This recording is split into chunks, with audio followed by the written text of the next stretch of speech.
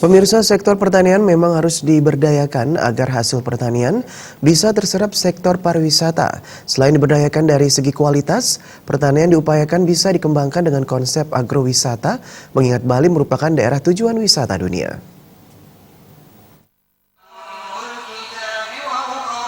Udah mulai berbuah cabenya ini. Iya. Tadi. Sektor pertanian yang merupakan warisan leluhur harus benar-benar dijaga. Pengamat pariwisata Anak Agung Gede Sukarno menyatakan, sektor pertanian di Bali juga merupakan sektor yang menjadi daya tarik wisatawan. Sektor pertanian Bali berbasis kebudayaan yang sangat menarik wisatawan. Saat ini, selain mempertahankan segi kualitas hasil pertanian, sinergi pertanian dengan pariwisata juga perlu dilakukan. Sinergi pertanian dengan pariwisata dapat dilakukan dengan menciptakan agrowisata, sehingga selain mendapat hasil pertanian, kunjungan wisatawan juga semakin meningkat. Anak Agung Gede Sukarno juga menjelaskan hal yang tak kalah penting untuk diperhatikan, yakni memperhatikan kualitas pertanian agar pemilik usaha seperti hotel, villa, dan restoran tetap membeli hasil pertanian Bali.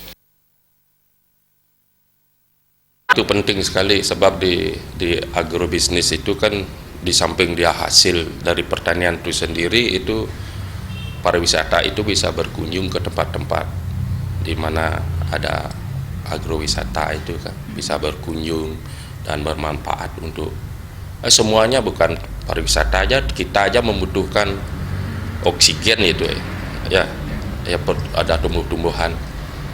Makanya di Bali itu kita harus menyayangi yang namanya tumbuh-tumbuhan itu di di hari raya Tumpak Bubuh itu kan, itu energi kasih sayang itu perlu, tumbuh-tumbuhan itu perlu itu energi kasih sayang.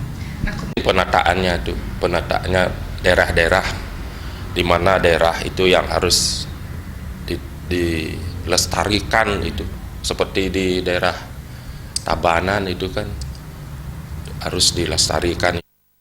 Ia menambahkan, jika pertanian dan pariwisata telah bersinergi dengan maksimal, maka memberi imbas yang positif di semua sektor.